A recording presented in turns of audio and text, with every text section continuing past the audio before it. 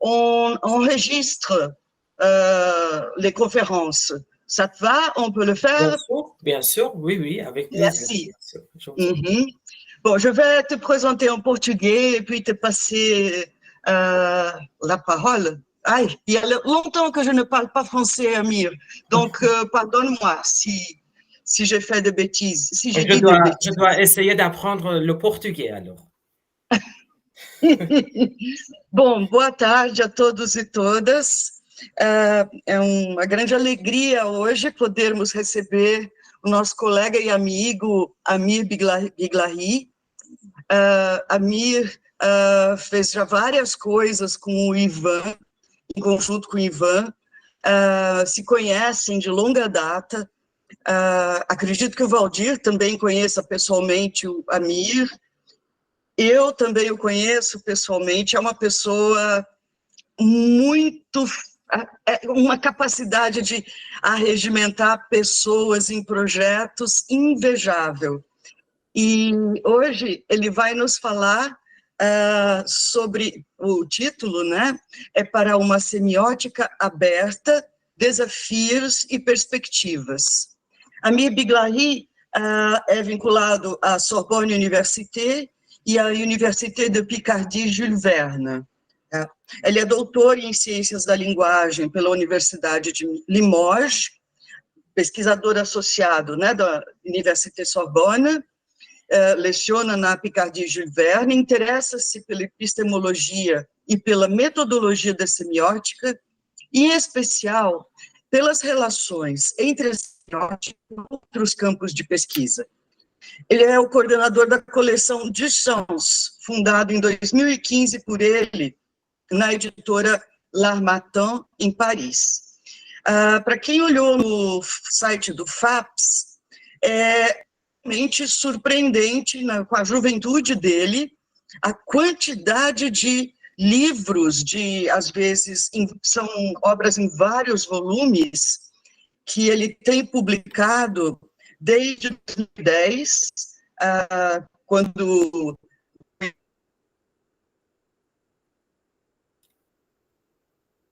em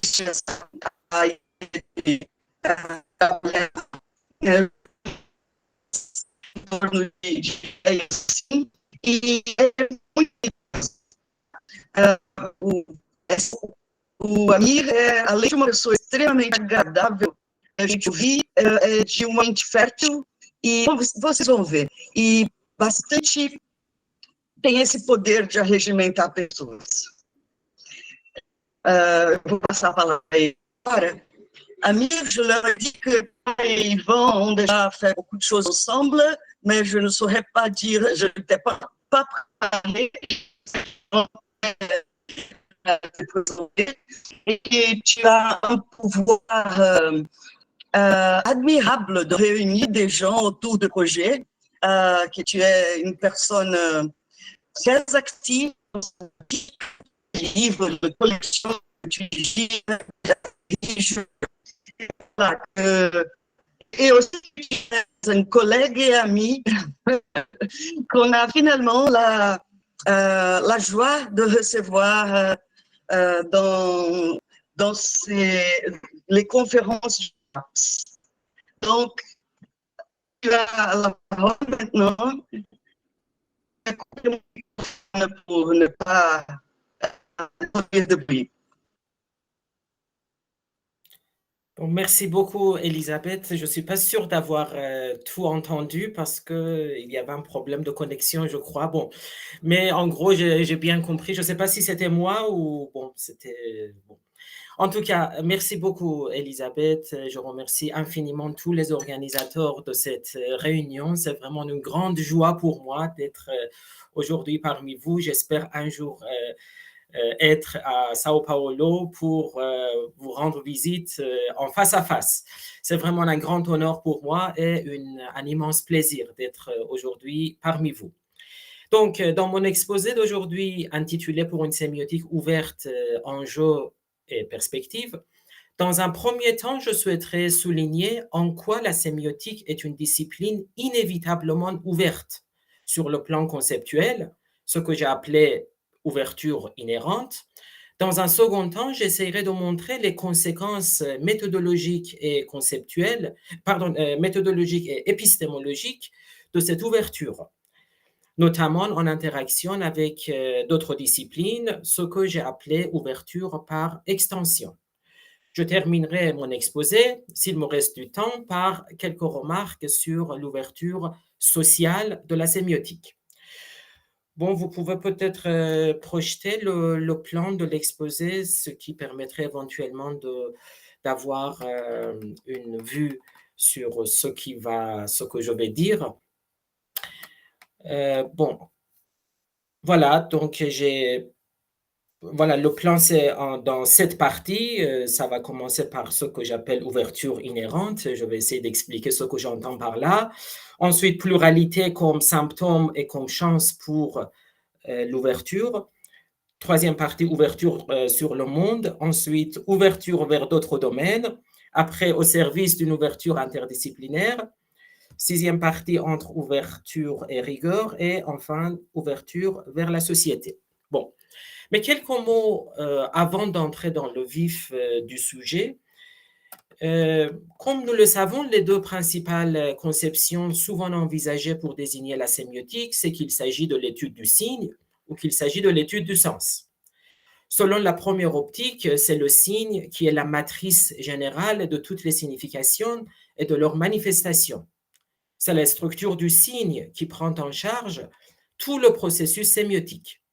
Selon la deuxième optique, les signes sont également l'un des produits terminaux du processus sémiotique. Parmi bien d'autres modes concrets de manifestation, ce sont les univers de sens, par exemple les cultures ou les morphologies naturelles qui constituent la matrice générale, produisant en bout de chaîne soit des signes, soit autre chose. Si l'on adopte l'une ou l'autre version, c'est-à-dire l'entrée signe ou l'entrée sens, les tenants et les aboutissants ne seront pas les mêmes. Et ceci n'est que le début de la difficulté pour désigner la sémiotique. Car après avoir choisi une vision, il faut définir le signe et le sens, dégager les caractéristiques permettant de les identifier et expliquer la manière dont ces deux concepts s'articulent entre eux. Les différentes approches ne les conceptualisent pas de la même manière, ne leur attribuent pas les mêmes propriétés ni les mêmes portées conceptuelles, et n'admettent leur interdépendance qu'à des degrés variés. D'ailleurs, ici, j'ai mis de côté un problème terminologique réel, c'est que certaines approches ou certains théoriciens utilisent aussi d'autres termes relevant du même champ lexical que le sens. Par exemple, en français, signification, signifiance, signifier, contenu, contenu sémantique, etc. Ce qui est encore plus problématique, c'est que chacun de ces termes peut correspondre à différentes conceptions. Et sans parler des problèmes liés à la traduction des concepts lorsqu'il s'agit des textes traduits. Les amis lusophones peuvent en témoigner. Il est évidemment riche d'enseignements, de comparer et d'analyser ces différentes terminologies et des conceptions correspondantes. Mais ce n'est pas l'objet de mon propos d'aujourd'hui. Je voulais simplement rappeler quelques difficultés préalables en ce qui me concerne, en me basant sur les différentes conceptions de la sémiotique, depuis les travaux pionniers jusqu'aux plus récents. J'essaierai de proposer une désignation qui soit à la fois assez large, en sorte que l'ensemble des approches soit représenté, et malgré tout assez précise, en sorte que les contours de la discipline soient clairement dessinés. On verra aussi que la pluralité au sein de la sémiotique, dont les divergences et les enchevêtrements terminologiques en sont des symptômes, fait preuve de la richesse de la discipline et contribue à son ouverture. Entrons maintenant dans le vif du sujet selon le plan déjà annoncé. Bon, si vous voulez, vous pouvez enlever le plan ou vous pouvez garder comme vous voulez. Bon, je vais maintenant donc parler de la première partie que j'ai intitulée donc ouverture inhérente et qui est à niveau conceptuel déjà. Je commencerai en disant, en fait, justement, en essayant de prendre en compte l'ensemble des approches. Je dirais que la sémiotique est une discipline qui fournit un ensemble de cadres théoriques, conceptuels et méthodologiques pour l'étude des signes et des sens, quelles que soient les caractéristiques et les modalités de leur manifestation. Puisque tout ce qui fait partie du monde est un signe potentiel et est susceptible d'être investi de sens, aucune entité n'est a priori exclue du champ d'investigation de la sémiotique, qu'elle relève du vivant ou du non-vivant, de la nature ou de la culture, de la raison ou de la passion, de l'action ou de la cognition. Plus précisément, la sémiotique cherche à décrire et à expliquer dans quelles conditions, comment et pourquoi les signes et les sens sont conçus, produits, organisés, orientés, diffusés, communiqués, partagés, perçus, appréhendés, compris, interprétés, incarnés, ressentis, vécus, transformés, traduits, et ainsi de suite. Ici, donc, j'ai dit décrire et expliquer. J'ai mis les deux parce que justement, il y a des approches qui privilégient plutôt la description, comme on sait. Il y en a d'autres qui privilégient plutôt l'explication. De la même façon, il y a des approches qui privilégient les conditions de tout cela, de la conception, de l'interprétation, etc. Il y en a d'autres qui privilégient le comment et encore d'autres qui privilégient le pourquoi. Donc, je pense que c'est l'ensemble de ces approches qu'on peut considérer comme la sémiotique. C'est pour cela que j'ai mis un « et » entre ces différents éléments. La sémiotique aspire ainsi à mettre en évidence les mécanismes, les processus et les régularités qui sous-tendent ces opérations et qui contribuent à les déterminer. Elle examine également les effets engendrés et bien sûr les conditions, le comment et le pourquoi de cet engendrement chez le récepteur interprète, que ces effets soient de l'ordre de l'action, de l'affect, du savoir ou d'autres domaines. Il est important de noter que le récepteur interprète ici doit être considéré dans le sens le plus étendu. Dès qu'il y a la vie, il y a une construction du sens. Donc, on peut dire qu'il y a au moins 4 types on peut distinguer 4 types de récepteurs interprètes. On peut dire les êtres humains, tout d'abord, évidemment, y compris les nourrissons, les enfants et les personnes atteintes de troubles psychologiques graves. C'est le premier type. Deuxième type de récepteurs interprètes, c'est des groupes d'humains. Par exemple, des cultures, des classes sociales, des communautés idéologiques. Troisième type, c'est d'autres êtres vivants, comme les animaux, les plantes, les bactéries. Quatrième, les objets dotés de caractéristiques ressemblant à celles des êtres vivants, comme des machines qui utilisent l'intelligence artificielle. Ainsi envisagé, non seulement tout signe se définit au sein d'un système de signes, et donc en interaction avec d'autres signes, mais aussi chaque système de signes se définit en rapport et en interaction avec d'autres systèmes de signes. C'est-à-dire donc il y a d'un côté tout d'abord des liens entre des signes, ensuite interaction entre les signes, et à une échelle plus large, il y a des liens et interactions entre les systèmes de signes. Dans la même perspective, tout élément du réseau de sens se définit en rapport et en interaction avec d'autres éléments et réseaux de sens. Ceci, c'est-à-dire cette implication d'un système par un autre système, d'un réseau de sens par un autre réseau, est particulièrement visible aux premières étapes de la conception et de la production des signes et des sens, ainsi qu'au plus tard à l'étape de l'interprétation, et surtout dans les effets et conséquences engendrées, parce qu'à chaque fois, on voit encore mieux comment chaque système entraîne ou implique d'autres systèmes. Par ailleurs, ces interactions, c'est-à-dire les interactions entre les signes, les réseaux de sens, etc., sont sans cesse susceptibles de se transformer, sont évolutifs.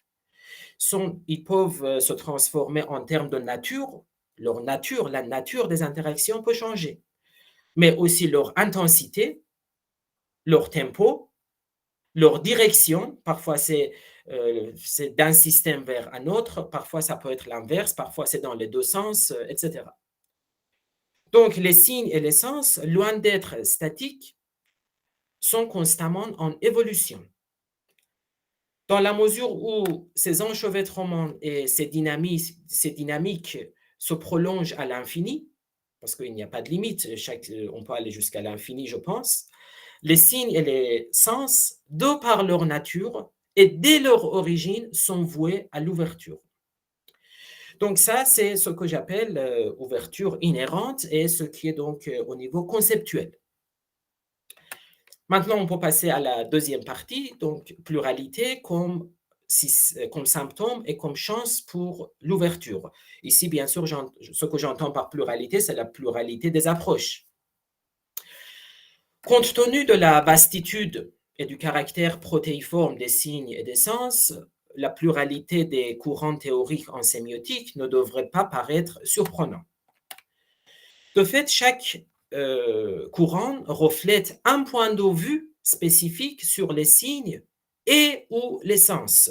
Je dis bien et ou parce que justement là, il y a voilà, des approches qui préfèrent les signes, d'autres qui préfèrent les sens et encore d'autres qui veulent voir justement les interactions et l'articulation entre les deux. Donc, chaque approche est un point de vue spécifique sur les signes et les sens, ou en d'autres termes, c'est une focalisation sur l'un des aspects qui les caractérise. Le point de vue étant constitutif de tout objet d'étude, il en découle que les questionnements, les finalités et les démarches aussi se diversifient. Une variété analogue se fait également remarquer au sein de chacun des courants. À y regarder de près, on constate que cette pluralité est, du moins en partie, le reflet des variations socioculturelles, qui influent non seulement sur la conceptualisation et la théorisation, mais aussi sur le choix des domaines de recherche et des thématiques à aborder, voire sur les styles d'écriture, qui sont en général ceux des chefs de file. Ces courants peuvent converger ou diverger à des degrés divers, même à supposer que entre certains courants, une incompatibilité apparaît à un certain niveau. Leurs contributions respectives à l'étude des signes et des sens sont complémentaires, révélant chacun l'une des facettes des signes et des sens. En outre, une confrontation entre les courants est une précieuse opportunité pour que les éventuelles incohérences et insuffisances s'affichent et qu'un réel progrès devienne possible. C'est dire que la pluralité des courants, loin de signaler la disparité ou l'inconsistance de la sémiotique, témoigne de sa richesse et de sa fécondité. Ainsi, il serait même attendu que cette pluralité s'amplifie dans le futur. Toute tentative pour construire une théorie générale des signes et des sens nécessite inévitablement une forme de coopération entre les différents courants, ceux qui existent déjà et ceux qui sont encore à venir. Donc, c'est pour ces raisons que je pense que la pluralité non seulement exprime une ouverture, c'est le symptôme de cette ouverture, mais c'est aussi, ça peut contribuer à cette ouverture et je considère cela comme une chance pour la sémiotique. Troisième partie, ouverture sur le monde. Et on pourrait donner éventuellement, si on voulait choisir un sous-titre, je dirais une dialectique entre théorie et réalité. Les différents courants sémiotiques ne sont pas de simples constructions théoriques renfermées sur eux-mêmes. Ils sont ouverts sur le monde, directement reliés à la réalité concrète. Ici, il faut bien sûr préciser que ce que j'entends par réalité, ce n'est pas la réalité ontologique, mais c'est la réalité perçue par l'essence des êtres vivants. Encore mieux, il y a un va-et-vient ininterrompu entre théorie et réalité, et cela me semble être une caractéristique intrinsèque à la démarche des différents courants. D'un côté, la réalité peut se présenter ou peut être saisie de manière la plus objective et authentique possible grâce à la rigueur de la méthode fournie par la théorie. De l'autre, la théorie, pour progresser, doit constamment se mettre à l'épreuve de la réalité dans toute sa complexité. C'est la réalité qui permet d'évaluer la pertinence et l'efficacité de la théorie. C'est à partir de la complexité de la réalité et en fonction de cette complexité que la théorie pourra construire de nouveaux objets et introduire de nouvelles problématiques. Il va sans dire que la scientificité exige que si la réalité perçue résiste à la théorie, au lieu de tenter vainement de forcer la première à entrer dans les cadres déjà institués de la seconde, c'est la théorie qui doit s'ajuster, en sorte qu'elle puisse désormais couvrir un nombre plus important de phénomènes. Cette démarche permet donc de tester et retester sans cesse la théorie, le résultat variant entre validation, réfutation ou infléchissement. Ce n'est que par cette continuelle autocritique que la théorie pourra renforcer ses soubassements conceptuels et maximiser son rendement théorique et analytique. Il est d'autant plus important de procéder ainsi que le monde actuel est en pleine mutation et que de nouvelles questions urgentes apparaissent. Je pense que ce n'est pas nécessaire d'énumérer ces problèmes, la démographie, le vivre ensemble, les droits de l'homme et du citoyen, la sécurité, la paix, la migration, le développement durable, la biodiversité, l'accès à l'eau, le réchauffement climatique, etc. Pour accroître sa légitimité et ses potentiels, la sémiotique doit tenir compte de ces évolutions sérieusement et avec hauteur de vue, ce qui entraînera sans doute des orientations conceptuelles, méthodologiques, voire épistémologiques. Par ailleurs, c'est par le biais de cette démarche que la sémiotique est à même d'établir une distinction, du moins à titre d'hypothèse, entre les caractéristiques universelles des signes et des sens et leurs caractéristiques spécifiques apparaissant dans tel ou tel contexte particulier. Bien sûr, certaines caractéristiques sont valables pour un certain nombre de contextes, ce qui conduira par exemple à identifier les traits culturels qui se trouvent à mi-chemin entre les universaux et les singularités. Cela est donc la seule manière d'établir des typologies fiables des signes et des sens, selon différents critères, tels que les modalités de production, les modes de circulation, les conditions de réception, etc. Donc, c'est comme ça que la sémiotique est à la fois par nature ouverte donc vers le monde et le monde, la perception du monde et la prise en compte de sa complexité pour contribuer à l'enrichissement et au développement de la sémiotique. Quatrième partie, ouverture vers d'autres domaines. Dans la mesure où les signes et les sens sont présents dans tous les domaines, la sémiotique est naturellement ouverte aux interactions avec d'autres disciplines, des sciences humaines et sociales aux sciences naturelles. Les différents courants sémiotiques, ayant été constitués dans des contextes socio-historiques variés, ont créé des liens étroits à leur début avec différents champs disciplinaires, en considérant les autres champs comme subalternes, sinon comme exclus, principalement pour des raisons méthodologiques, bien sûr. Il s'agissait d'éviter les écueils de l'hétérogénéité théorique ou conceptuelle. Toutefois, on constate actuellement une tentative de rééquilibrage au cours de laquelle chaque courant cherche, d'une manière ou d'une autre, à élargir son terrain d'investigation vers des domaines restés inexplorés ou peu explorés jusqu'à présent. De toute évidence, cela offre une occasion propice à ces courants pour se rapprocher et collaborer. La question centrale quant au lien entre la sémiotique et d'autres disciplines porte sur les apports mutuels. Pour une réponse détaillée, il faut bien entendu étudier cette question discipline par discipline, et dans chaque cas en précisant quel courant sémiotique rencontre quel courant de la discipline concernée. Car, comme on le sait, au sein de chaque discipline, plusieurs courants coexistent, qui sont parfois incompatibles, sinon contradictoires. Selon le courant adopté d'un côté ou de l'autre, c'est-à-dire du côté de la sémiotique ou du côté de l'autre discipline avec laquelle on essaie de voir les relations, les interactions sont plus ou moins faciles et ou fructueuse. Mais à un niveau très général, on peut apporter quelques éléments de réponse. En ce qui concerne les contributions de la sémiotique aux autres disciplines, on peut dire qu'elle leur permet de penser en termes de signes et de sens, d'expliciter les postulats et les présupposés qui les sous-tendent, d'élucider les tenants et aboutissants de ces postulats et présupposés, de mettre en évidence le fonctionnement des diverses opérations en jeu.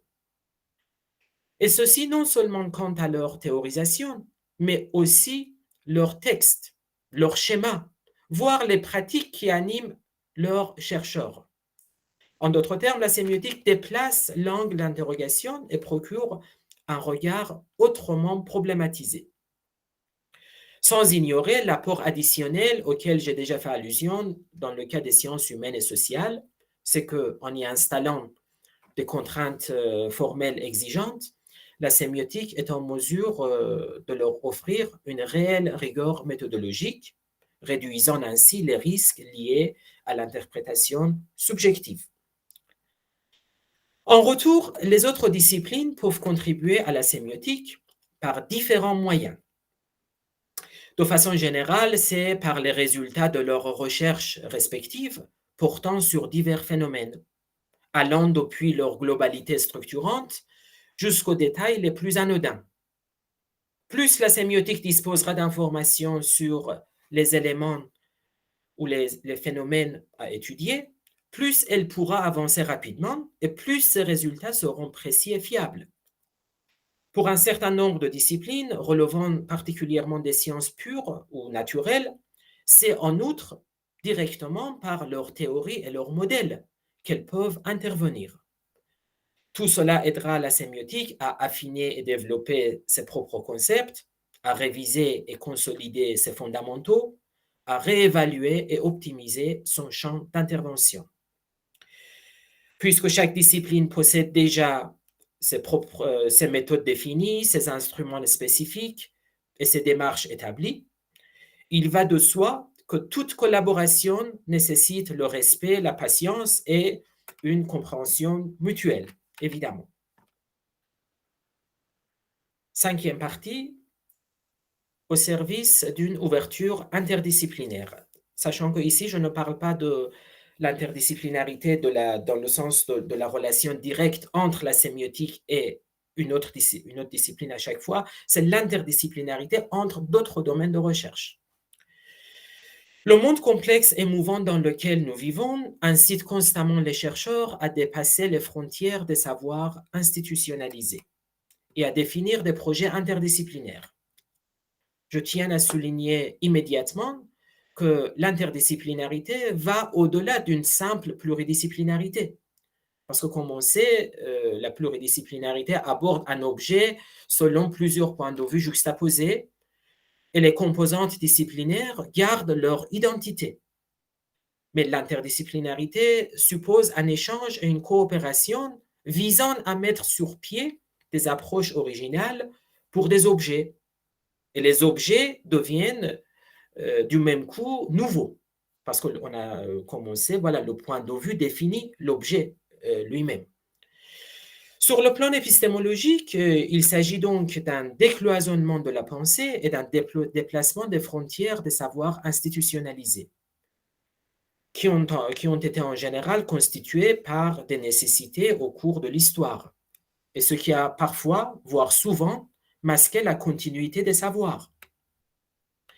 Outre son engagement direct avec chaque autre discipline, la sémiotique est en mesure de jouer un rôle singulier dans les projets interdisciplinaires par deux manières. Mais je pense que ces deux manières sont deux manières tout à fait... Il y a une intersection entre ces deux manières. D'un côté, c'est en dégageant des problématiques communes à plusieurs disciplines, traitant d'un même type de phénomène, tout en respectant l'apport spécifique de chacune d'elles. Deuxièmement, c'est en proposant une métaméthodologie cohérente, favorisant le transfert des résultats entre ces disciplines. De fait, en fournissant un langage formel et un cadre conceptuel commun, La sémiotique permet de fédérer et de faire dialoguer les disciplines sous un nouveau jour, ce qui peut déclencher un rapprochement intéressant entre des spécialistes de disciplines fort variées et des recoupements disciplinaires inédits. Au-delà de susciter de nouvelles ouvertures et articulations, la sémiotique est capable de mesurer la pertinence de ces ouvertures et articulations, de les contrôler, de les orienter et de proposer des explications sur l'intérêt et le sens de leur existence. Donc, je pense que c'est ça surtout l'apport de la sémiotique dans les études interdisciplinaires entre d'autres disciplines, c'est-à-dire à chaque fois comme un élément tiers pour faire dialoguer d'autres disciplines. Sixième partie, entre ouverture et rigueur. On pourra donner comme sous-titre à la recherche d'un juste milieu, justement, entre l'ouverture et la rigueur. Donc, la transdisciplinarité des signes et des sens, c'est-à-dire le fait qu'ils traversent l'ensemble des champs de la connaissance, aurait pu être un véritable atout pour la sémiotique. Or, elle est devenue, paradoxalement, un défi majeur dans la mesure où elle a du mal à trouver un point d'équilibre entre deux tendances extrêmes qui la menacent. D'une part, il s'agit d'une complexité technique, complexité de l'appareil technique, nécessaire pour accomplir des démonstrations précises à un haut niveau d'abstraction, et ce qui exige évidemment un métalangage ardu. D'autre part, la banalisation du discours sémiotique, qui tend à supprimer la rigueur et la précision des démonstrations. Donc, toute recherche d'aspiration aussi, toute recherche d'abstraction, de formalisation aussi est supprimée, et toute possibilité de métalangage aussi. C'est-à-dire à tel point qu'on pourrait parfois se demander en quoi c'est sémiotique. Il y a, vous connaissez sans doute des textes, c'est marqué sémiotique de ceci et cela. Quand on lit, c'est une pseudo-réflexion sur les signes et les sens. Donc la première tendance est scientifiquement louable, évidemment, voire indispensable pour des discussions entre sémioticiens, certes, mais elle empêcherait la sémiotique d'entrer en contact avec les chercheurs d'autres disciplines et pourrait la marginaliser encore davantage. La seconde tendance a l'avantage d'être facilement comprise par les autres, mais risque de diluer la sémiotique, de sorte qu'on finirait par se demander ce qu'il en reste. Il est donc crucial de trouver un juste milieu entre une solitude suicidaire et une dilution dénaturante, entre un surcodage et un laxisme conceptuel et terminologique. Cet équilibre délicat entre rigueur et ouverture me semble être une nécessité pour le développement, voire la survie de la sémiotique.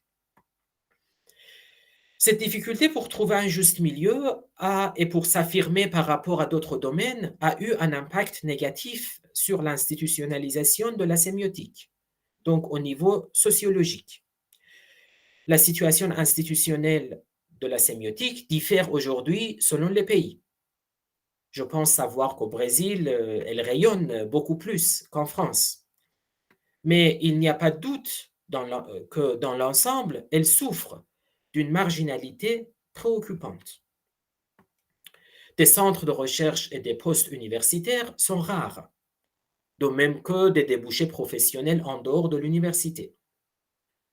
Il n'est pas suffisant d'être doté d'un cadre théorique cohérent, d'un ensemble de concepts et d'une méthode spécifique pour qu'un domaine de recherche puisse s'installer comme une discipline reconnue en tant que telle par la communauté scientifique.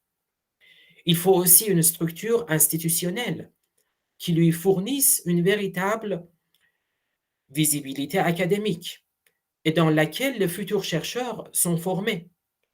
Sinon, comment pourrions-nous espérer que la sémiotique soit convenablement enseignée, que les étudiants soient enclins à s'y impliquer avec une vision nette de la discipline et une perspective professionnelle assurée? Je tiens à ajouter qu'en dehors des départements spécialisés, compte tenu des caractéristiques susmentionnées, la sémiotique pourra également avoir une place tout à fait légitime dans le programme de toute autre discipline, principalement comme un complément méthodologique et ou comme une boîte à outils pour traiter les objets d'étude sous un angle différent. Donc, ça peut être les deux, complément méthodologique, boîte d'outils, ou l'un des deux, selon les disciplines. Puisqu'il me reste encore, je crois, un peu de temps, donc j'ai le temps d'aborder la 7e section aussi, que j'ai intitulée « Ouverture vers la société ». L'intérêt de la sémiotique ne se limite pas à la sphère strictement académique. Vu le regard des intéressés et le recul qu'elle met à notre disposition, elle peut servir à tout être humain et à tout citoyen. Elle est capable de nous conduire vers une représentation plus impartiale de nous-mêmes et du monde, en nous débarrassant, du moins en partie, des subjectivités individuelles et collectives qui s'imposent constamment à nous. Plus précisément, elle est en mesure de freiner la force de nos habitudes, de déjouer nos automatismes et conditionnements mentaux et psychologiques, de suspendre les diverses croyances impliquées par nos expériences et pratiques et de mettre en doute les dogmes, les préjugés et tout ce qui peut à première vue paraître comme une évidence. Ainsi, elle permet d'éclairer les ambiguïtés et les points sombres, de dénoncer les manipulations interindividuelles et sociopolitiques auxquelles nous sommes tous les jours confrontés, de démystifier les valeurs et les symboles que tentent d'imposer les sociétés de consommation, de révéler les paradoxes et les contradictions qui nous guettent. Mieux encore, elle peut aussi apporter des explications sur l'essence de ces paradoxes et contradictions, sur les conditions de leur apparition, sur leur comment et leur pourquoi, ce qui est la seule manière de commencer à les résoudre et de lutter contre des illusions, des mensonges et des raisonnements fallacieux. C'est dire que la sémiotique est à même de nous doter d'un véritable esprit interrogateur et critique, ce qui pourrait devenir l'une des principales fonctions de la sémiotique. Cette sémiotique sera une sémiotique engagée, une sémiotique libératrice, tant attendue dans une société où, étant donné les progrès de la technologie et de l'expansion de l'univers numérique, les transformations sont de plus en plus rapides et les risques et les leurres sont de plus en plus dissimulés. Qu'est-ce qu'il y a de plus beau qu'un être humain lucide et libre? Qu'est-ce qu'il y a de plus intéressant qu'une discipline qui peut nous apporter davantage de lucidité et de liberté? Une telle sémiotique est donc utile, voire nécessaire à tout un chacun. Bon, après, le prix à payer pour qu'elle trouve une place au sein de la société et des médias, c'est un allègement supplémentaire de l'abstraction et de la terminologie pour la rendre accessible à un public non académique, lui permettant d'en apprécier la force et l'utilité. Bon, je pense que là, c'est une vision optimiste sur la sémiotique, mais je reste optimiste, je garde mon optimisme. Et je tiens pourtant à signaler aussi que ce que j'ai dessiné ici concerne les personnes de bonne foi. Malheureusement, la sémiotique peut aussi servir aux personnes de mauvaise foi, mais dans une toute autre direction, c'est-à-dire créer des stratégies manipulatoires malsaines et perverses, inventer des impostures et des mystifications, banaliser la perception des catastrophes et des calamités, endormir les consciences éveillées et les esprits critiques. Cette dérive fâcheuse met l'accent, une fois de plus, sur l'importance pour les personnes de bonne foi de connaître la sémiotique. Elle pourrait effectivement leur permettre d'identifier les démarches malveillantes et de les neutraliser. Donc, il y a des stratégies à chaque fois et contre-stratégies. Donc, il s'agit d'une sémiotique socialement engagée, on peut dire, en dehors de l'université. Bon, pour finir, dans mon exposé, j'ai tenté de formuler une conception ouverte de la sémiotique, aussi bien sur le plan conceptuel que sur le plan méthodologique, épistémologique, voire éthique. Ce que j'entends par éthique, c'est cette dernière dimension qui concerne la société. Cette ouverture me semble être nécessaire pour la survie de la discipline, une ouverture dans toutes les directions, par les sémioticiens de toutes les approches et les chercheurs d'autres domaines intéressés par la sémiotique, quel que soit l'horizon scientifique. Ouvrons-la ensemble. C'est la fin de mon exposé et j'aimerais maintenant en discuter avec vous. Merci de m'avoir écouté.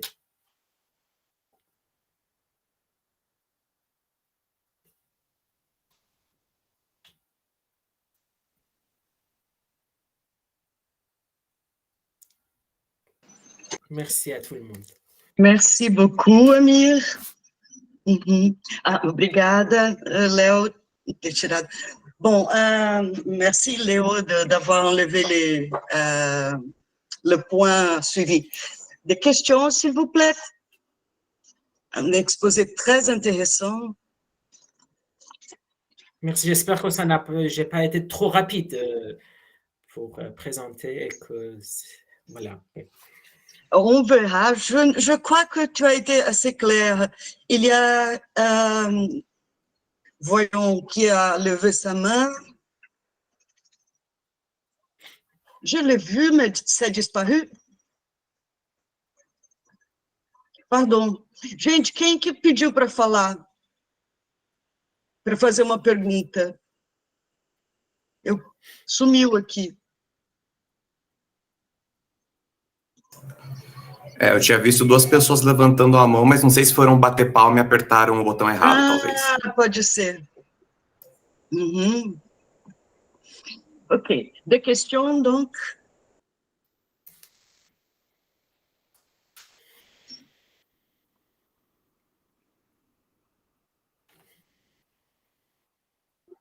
Valdir.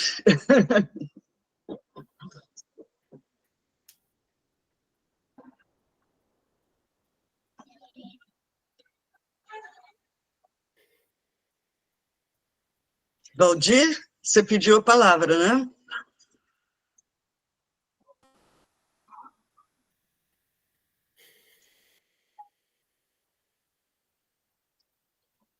Tá mutado, som.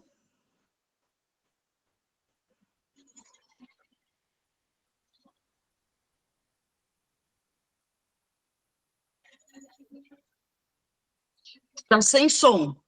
Microfone tá fechado.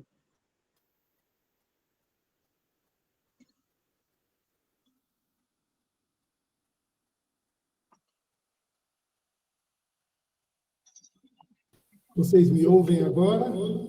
Sim.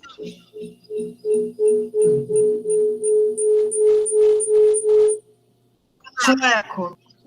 Bom, eu estou aqui com 2 computadores, os 2 funcionando mal.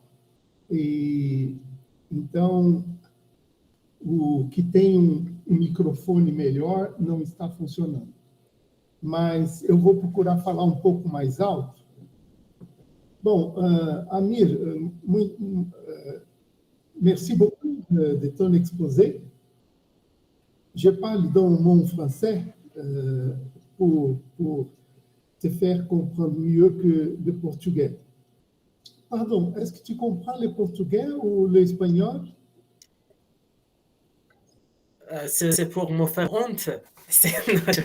Je ne parle pas, malheureusement, je suis désolé. Bon, d'accord. Donc, tu dois supporter mon français. Je t'en prie, je t'en prie. Eh bien, les titres et sous-titres de tous ces points sont vraiment très sympathiques. L'ouverture, c'est un mot un principe très intéressant pour toutes les disciplines. Je me concentre surtout au sixième point, non, le point 6, c'est-à-dire l'ouverture et rigueur, c'est ça?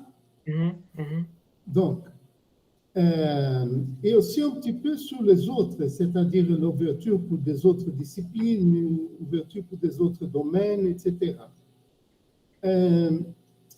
Mon commentaire va dans le sens que je me souviens d'un article de Yomslev, peut-être essai linguistique, où il parlait la différence entre les points de vue philosophiques et les points de vue d'un théoricien du langage. Et donc, il disait que le point de vue philosophique avait pour caractéristique de poser les pierres, dit-il, un peu arbitrairement sur le terrain et distribuer la langue à travers ces catégories. Et le point de vue du théoricien du langage devrait être empirique, c'est-à-dire puiser dans la langue même toutes ces catégories inhérentes, immanentes. Et à un moment, il dit, bon, il ne s'agit pas de mesurer la partie bonne d'une méthode et la partie bonne d'autre méthode et faire un mélange. Il s'agit de dire oui ou non. Tu vois, donc, il fait un geste de triage et pas de mélange. Donc, j'ai entendu bien que tu es bien placé et bien préoccupé de ne pas laisser l'ouverture devenir quelque chose dont on perd la rigueur de la méthode. Donc, je te félicite de cette réflexion, justement à cette vigilance, hein, parce que depuis Greimas du sémantique structurale, pour lui, il était, même au début des pages de sémantique structurale, je crois dans les premières 6 ou 7 pages, il disait que la sémiotique devrait occuper une espèce de place moyenne entre la rigueur des sciences physiques et la littérature des sciences humaines. Donc, elle devrait se situer dans ces deux pressions. Et sa vocation, c'était de présenter pour les sciences humaines une méthodologie de recherche. C'est-à-dire ne pas disputer les thèmes, les contenus, mais plutôt se concentrer sur la façon méthodologique d'aborder ces contenus. Donc, je crois que déjà là, il y avait ce type d'ouverture que tu as proposé, que tu as explicité, commenté, exploré et enrichi dans ta conférence. Donc, c'est là mon petit commentaire pour te féliciter et même pour demander si ce thème-là est déjà écrit ou si tu vas écrire quelque chose pour que nous puissions étudier plus lentement, plus focalisé. Voilà.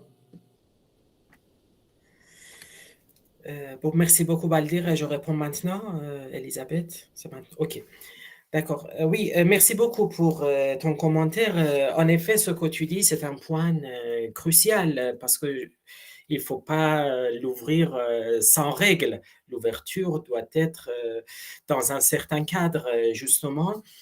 Et juste ce que je pourrais aussi ajouter par rapport à ce que j'ai dit sur ma position, c'est que, parce que ce n'est pas les chercheurs d'autres disciplines qui viennent vers nous tout seuls, c'est à nous d'aller vers les chercheurs d'autres disciplines. Donc, dans ces interactions-là avec les chercheurs d'autres disciplines, qu'il faut essayer avec tous les efforts pédagogiques possibles pour montrer l'intérêt de la sémiotique.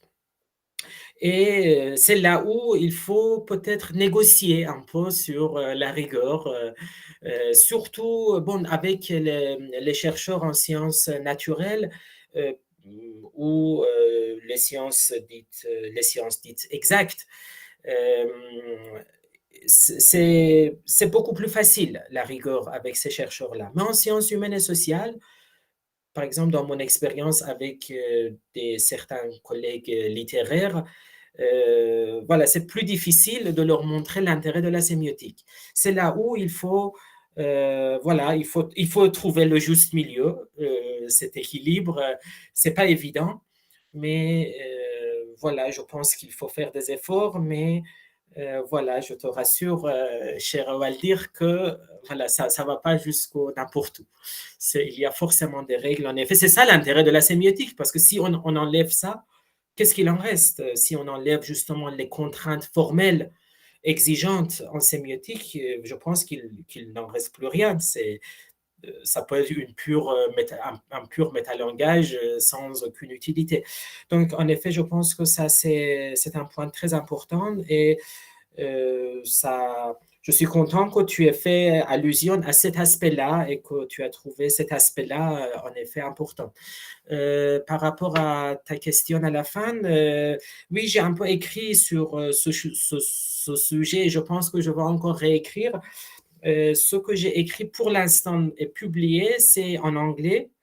C'est l'introduction d'un ouvrage qui s'appelle Open Semiotics, qui a été publié il y a quelques mois. Je ne sais pas si vous l'aviez vu.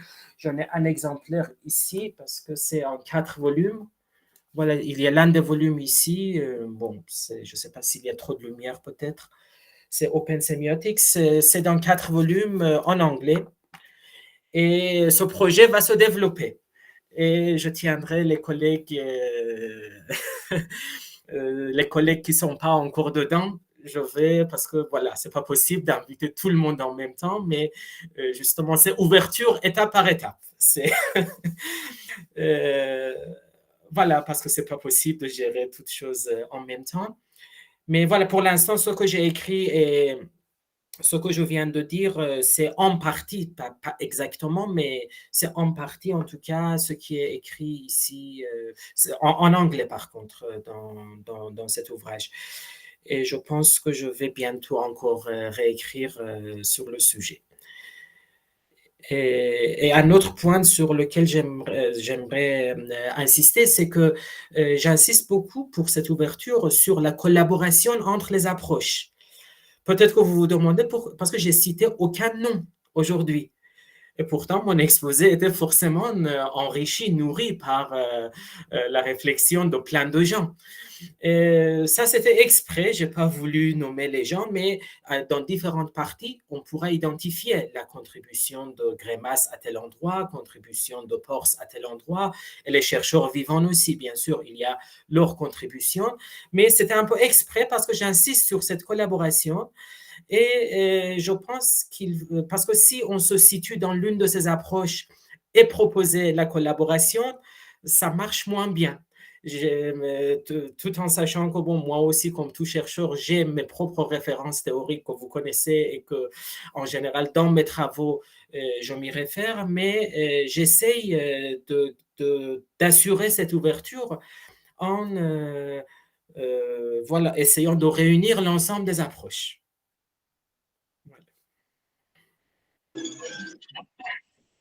Merci, Amir.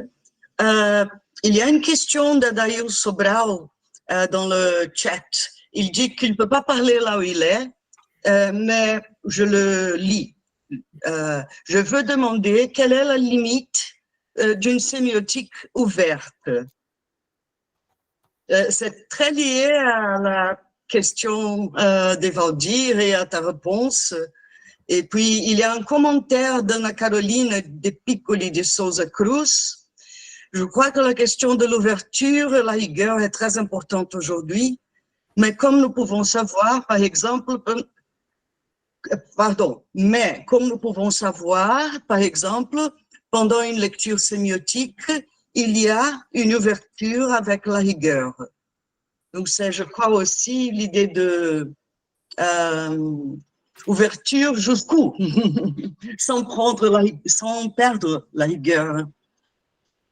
Oui, il me semble que les questions vont exactement dans le même sens. Et voilà, pour répondre préciser encore, pour quand même avoir donné une réponse à la première question, limite d'une sémiotique ouverte, justement, je trouve que sa limite, ce sont les exigences formelles. Si on enlève les exigences formelles, il n'en reste rien. Et je pense que, donc, c'est pas la terminologie, à mon avis, c'est le symptôme de cette nécessité pour les contraintes formelles. C'est-à-dire que le métalangage en tant que tel, je ne pense pas que ce soit là. Justement, peut-être c'est ça qui donne une impression d'hermétisme parfois à la sémiotique et rend sa compréhension difficile. Mais voilà, bien sûr, il ne faut pas créer le métalangage pour le métalangage, évidemment, mais souvent, ce métalangage est le symptôme de ces exigences formelles et ce qui me paraît nécessaire. Pour le reste, je pense que voilà, je serais amené à me répéter, donc, puisque les questions étaient posées, je crois, avant cette réponse, cette discussion avec Valdir. Donc, bon. Exactement. D'autres questions? Et si les personnes qui ont posé ces deux questions, si ces deux personnes ne sont pas encore convaincues, je suis là, voilà, pour discuter. Eu creio que deu para compreender, mas a Mir falou que se a Dail e a Ana Carolina ainda não estão convencidos da resposta dele, para perguntar novamente. Que é o que ele entendeu para colocar. Merci, e diz merci. A Ana Carolina dit merci. Merci. D'autres questions encore?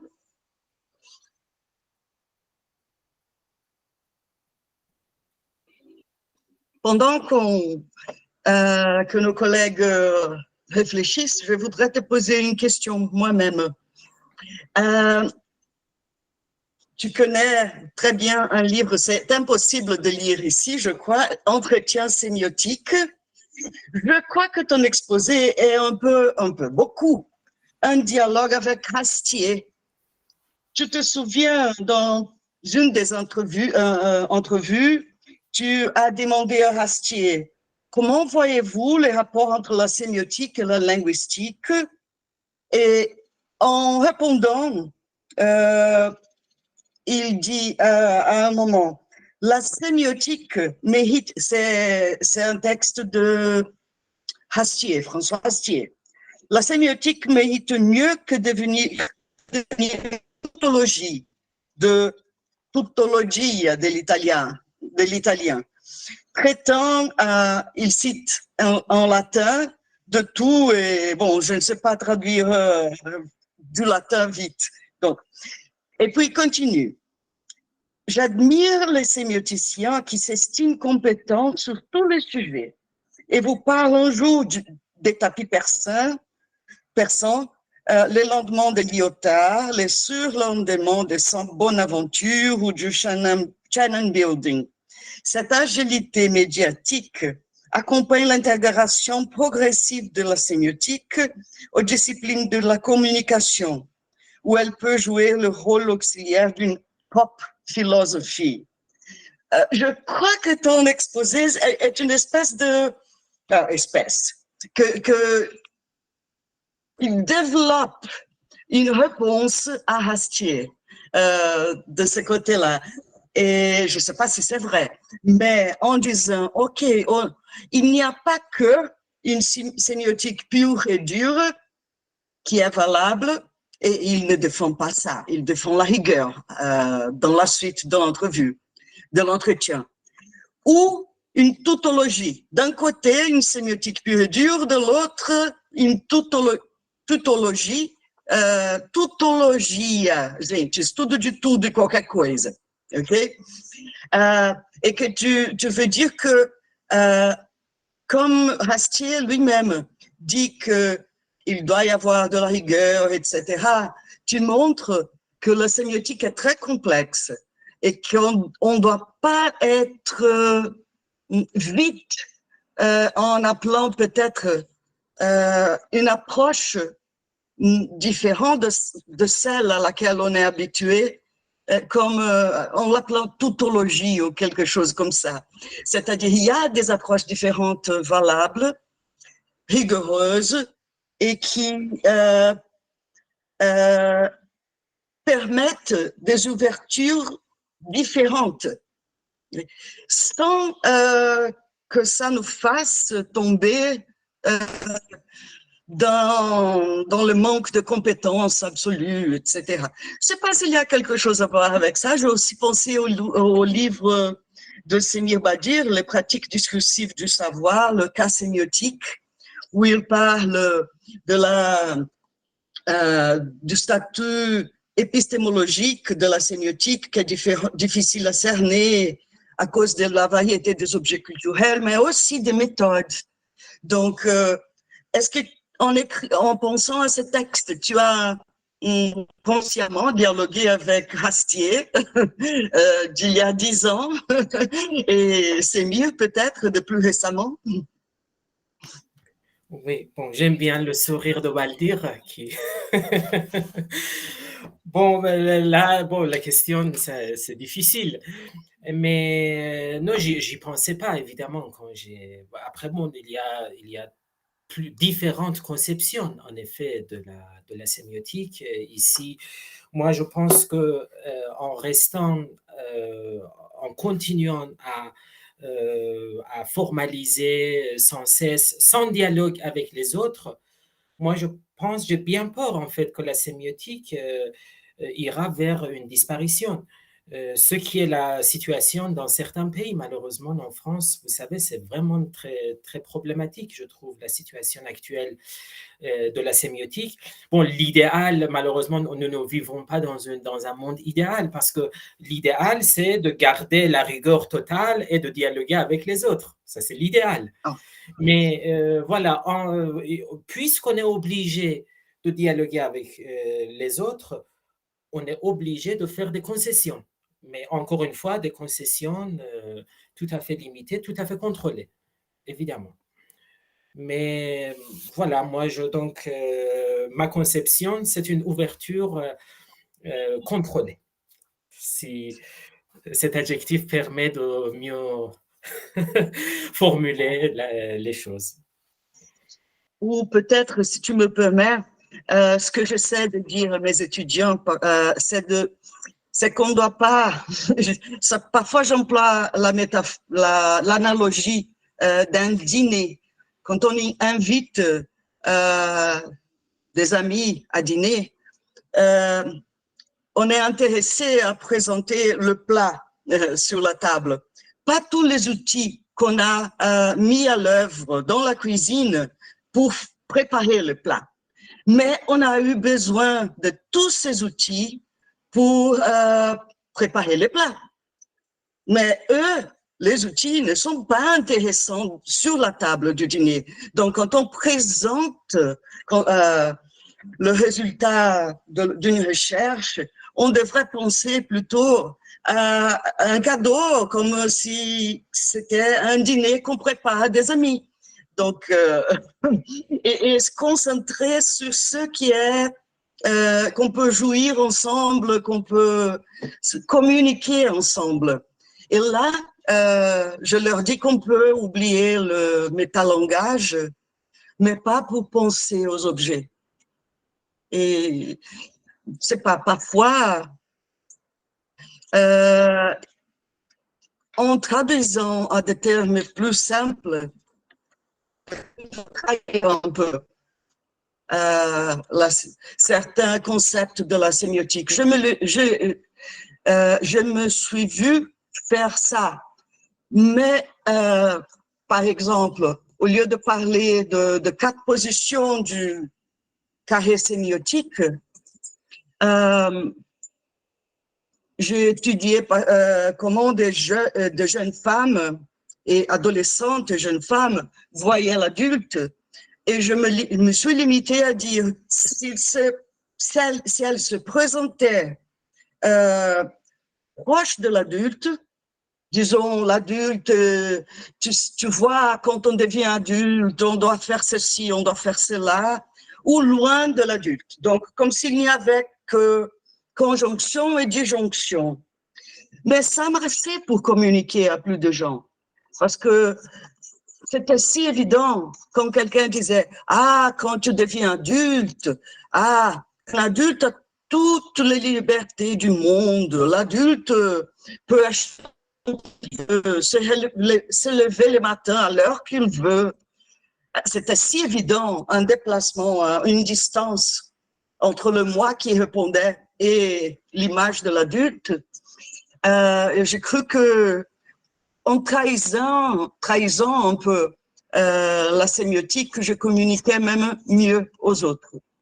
Mais évidemment, j'essayais de voir si c'était disjonction, non-conjonction, comment c'était.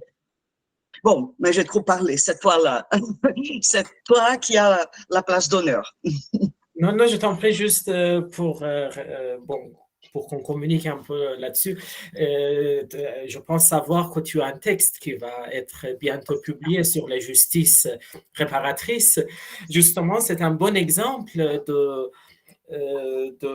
cet équilibre entre l'ouverture et la rigueur, puisque justement tu as essayé de collaborer avec quelqu'un d'autre à l'extérieur de la sémiotique. Peut-être que les gens ici, je ne me rappelle pas le nom de cette personne qui a coécrit avec toi. Sandra Curo, elle est procureure générale de la République. Oui. À la retraite. Oui, oui, oui. Donc voilà, là c'est un exemple. Voilà, je pense que je ne peux pas ajouter plus de choses parce que bon, c'était des commentaires avec lesquels je suis tout à fait d'accord, bien sûr. Adaïu a écrit de nouveau sur le chat. Merci. La cohérence, comme a déclaré Greimas, est l'un des rares critères de vérité que le sujet humain a imaginé. Donc, je suis convaincue. Bon, très bien, merci.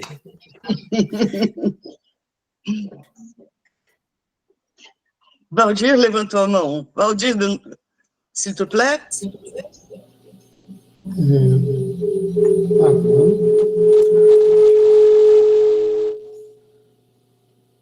Tu m'entends? Vous m'entendez? Avec de l'écho. Bon, les gens ne se manifestent pas et je profite. Amir, eh bien, disons, nous sommes devant l'enjeu d'une ouverture vers d'autres disciplines, d'autres domaines, qui ont des épistémologies très différentes. C'est-à-dire, d'un côté, la sémiotique fait face avec une sémiophysique à la Renéton, une sémiogénétique à la Klinkenberg, c'est-à-dire ce sont disciplines d'une base épistémologique naturaliste, peut-être moniste, et d'un autre côté, on a, disons, nous sommes face à face, par exemple, à une discipline très subjectiviste qui est la psychanalyse ou la psychologie ou même la littérature. C'est-à-dire comment contrôler l'épistémologie immanente de la sémiotique devant une épistémologie réaliste et devant une épistémologie subjectiviste. Tu as bien choisi les mots, c'est-à-dire une ouverture contrôlée. Alors, devant ça, nous devons réfléchir sur comment on va trouver des instruments de contrôle, c'est-à-dire où poser les contrôles, comment faire ces contrôles. Voilà, c'est pas, tu n'es pas responsable de trouver la solution, mais j'ai dit que c'est les problèmes, c'est-à-dire les problèmes du contrôle entre mélange et triage. Et tri, mélange et tri. Voilà. Bon, merci pour cette question et ce rappel de la sémiotique tensive avec sa terminologie de tri et de mélange. Oui, tout d'abord, je suis tout à fait d'accord que ça dépend des disciplines. Évidemment, la façon dont on interagit avec d'autres disciplines, ça dépend de la discipline, comme tu dis, épistémologie réaliste, subjectiviste, etc. C'est pas la même façon. Mais de toute façon, je pense que, c'est-à-dire, il faut vraiment toute une communauté, en fait, toute la communauté de sémioticiens. C'est pour ça que je pense vraiment qu'il faut ouvrir la sémiotique ensemble. C'est pas quelque chose qu'une personne ou deux personnes pourront faire. C'est chaque personne en fonction, chaque sémioticien en fonction de ses centres d'intérêt, de ses domaines d'expertise en dehors de la sémiotique, pourra y contribuer et tout en apportant l'apport de l'autre, la contribution de l'autre discipline à la sémiotique. C'est-à-dire donc la sémiotique restera comme un noyau, comme une sorte de pivot autour duquel il y a d'autres disciplines qui existent et qui interagissent avec ce pivot et qui enrichissent ce pivot. Par rapport à du deuxième aspect de ta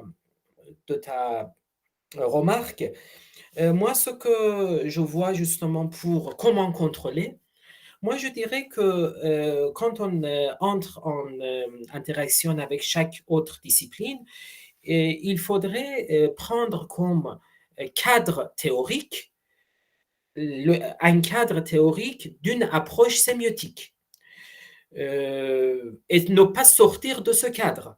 On peut alléger un peu le cadre, mais ne pas sortir des principes déjà définis par ce cadre. Je pense que c'est une bonne manière pour contrôler justement l'ouverture. En tout cas, c'est aussi mon expérience parce que j'ai quand même un peu travaillé avec des chercheurs d'autres disciplines, justement dans ces ouvrages collectifs qui ne sont pas sémioticiens vraiment. Bon, ils sont intéressés par la sémiotique, mais leur domaine principal, c'est autre chose. Et parfois, quand ils m'envoient au début pour participer, par exemple, à un ouvrage, ils m'envoient un résumé. Je vois parfois qu'il n'y a pas de cadre sémiotique. La première chose que je leur demande, je leur dis, voilà, définissez cela à l'intérieur, au sein d'un cadre. Est-ce que c'est l'approche peircienne? Est-ce que c'est l'approche crémassienne? Est-ce que c'est l'hauttmanienne? C'est-à-dire prendre comme point de départ, en quelque sorte, la sémiotique, une approche sémiotique. Et après, bien sûr, on peut avancer de façon... après, ces gens-là en font ce qu'ils peuvent en faire. Plus ils utilisent les concepts de telle ou telle approche, mieux ce sera, évidemment. Mais voilà, c'est une manière, à mon avis, de contrôler, de partir d'un cadre déjà défini. C'est-à-dire, autrement dit, il faudrait, je crois, il faudrait s'appuyer sur ce qui existe déjà en sémiotique. Vraiment, toute ouverture doit être contrôlée, je pense.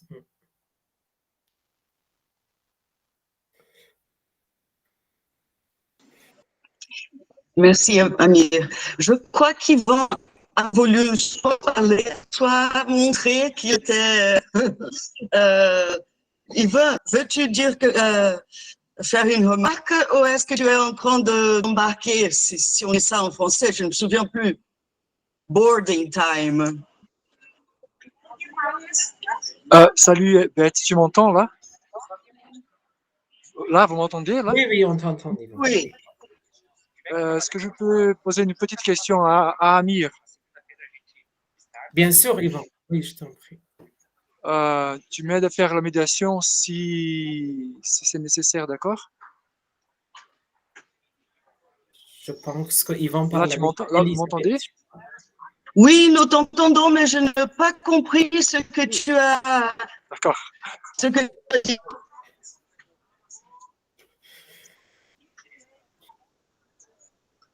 D'accord. La question que je voulais poser, Amir, on sait très bien que tu, je sais pas, je crois que ça va mieux comme ça, dans cette direction. Yvan, ça va très bien, nous t'entendons bien en tout cas. Après, si tu veux nous montrer des images, n'hésite pas dans la direction que tu veux, mais nous t'entendons très bien.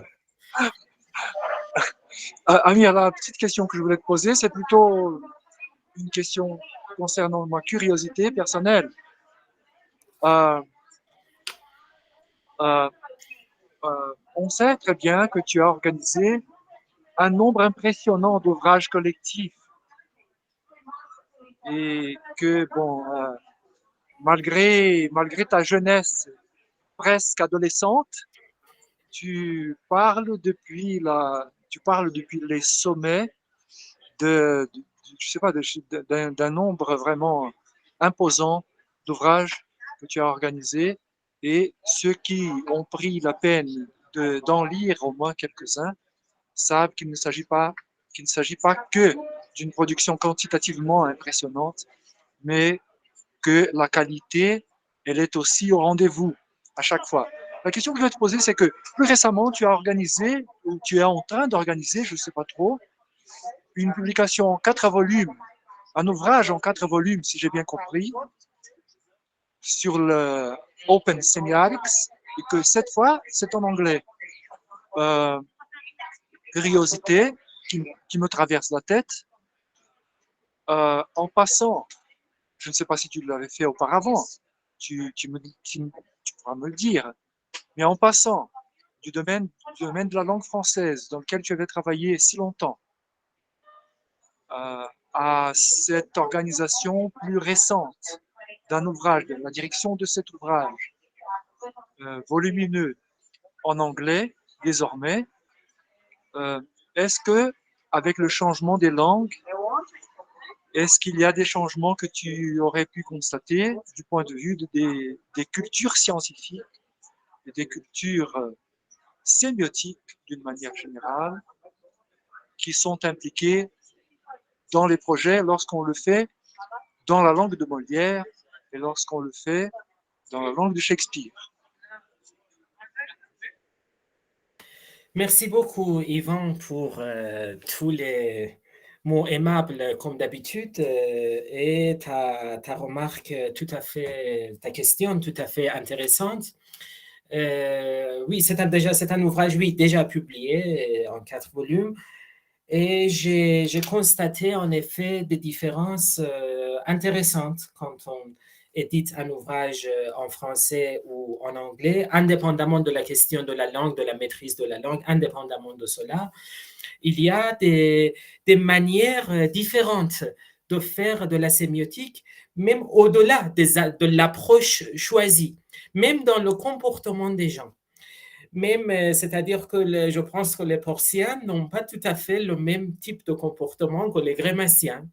Après, c'est un peu difficile de dire exactement ce qui fait la différence, mais j'ai vu des différences, j'ai vu des éléments communs en fait entre la majorité des Grémaciens, entre la majorité des Portiens, entre la majorité des Lotmaniens, et même entre, par exemple, les chercheurs selon les disciplines.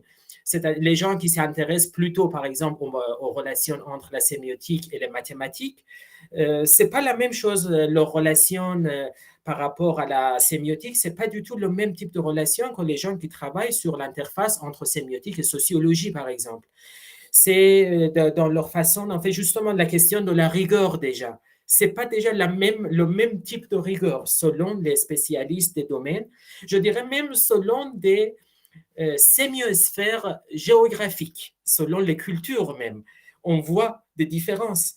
Et d'où le constat selon lequel, justement, les conceptualisations et les théorisations en sémiotique dépendent des cultures.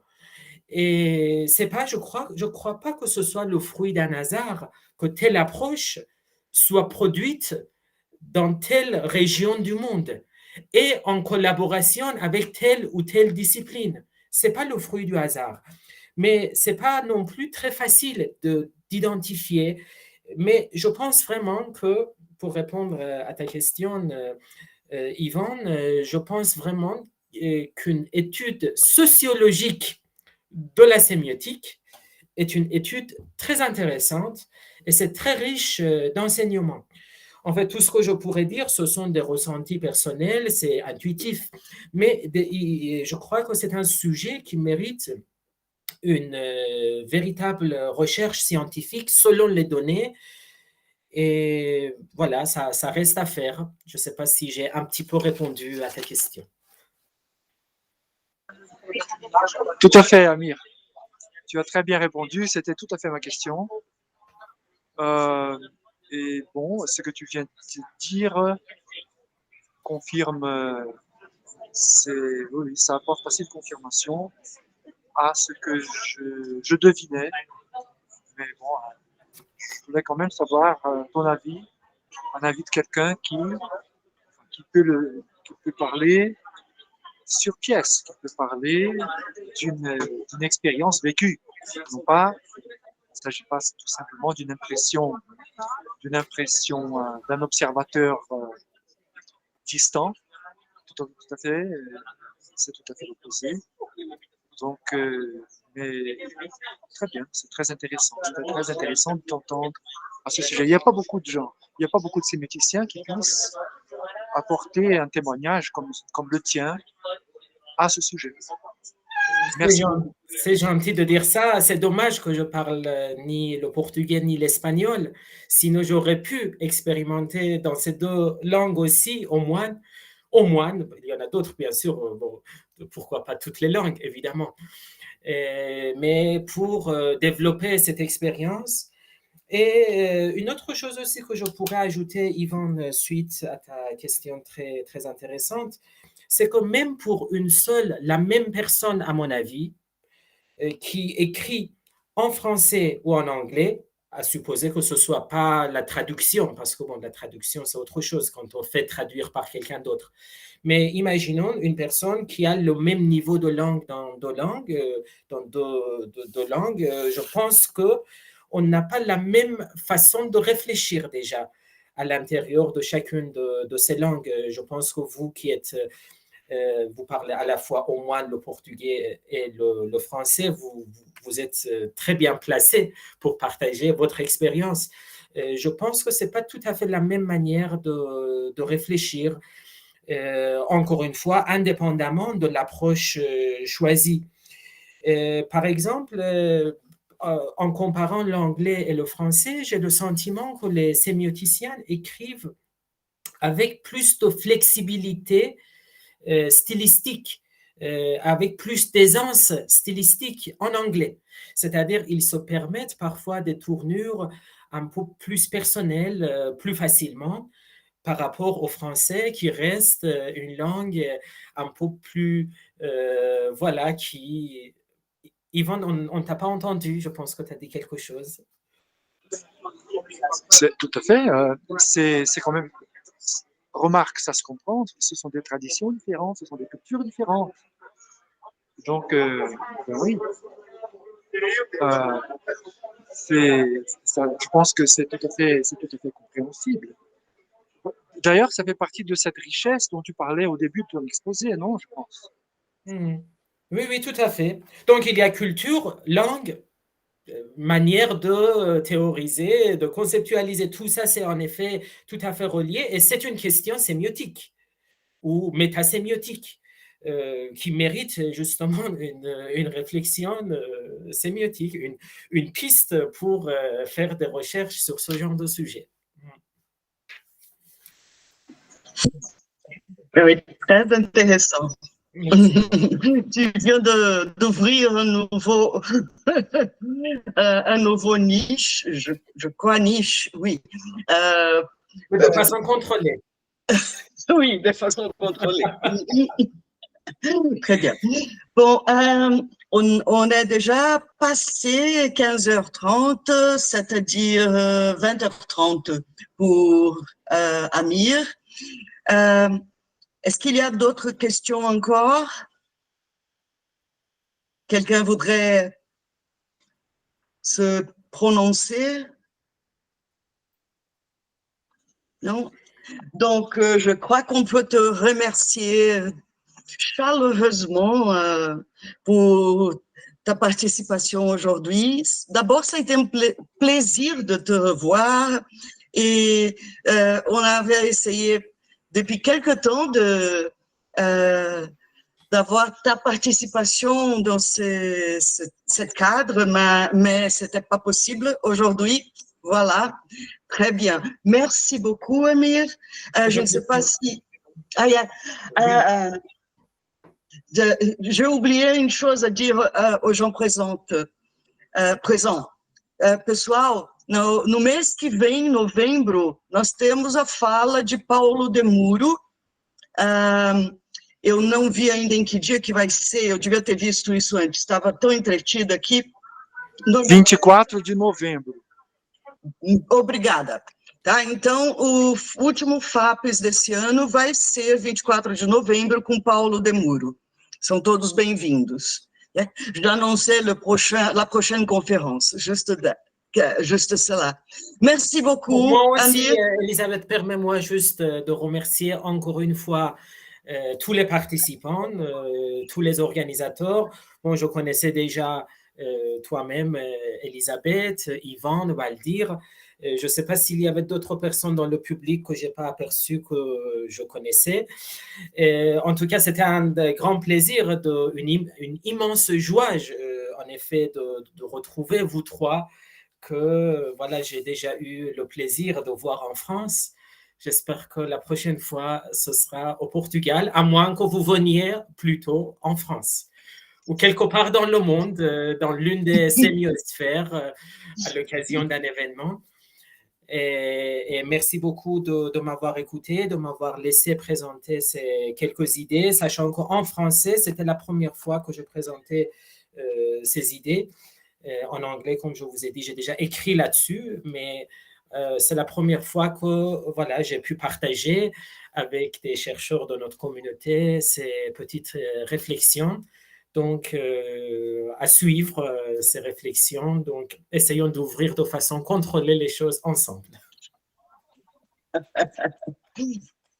Merci beaucoup, beaucoup, beaucoup. À la prochaine, je crois. Bonne soirée à tout le monde. Bon voyage, Yvan. Allez, au revoir, à la prochaine. Bon voyage, Yvan. Au revoir. Obrigado, Beth. Au revoir. Ciao, ciao.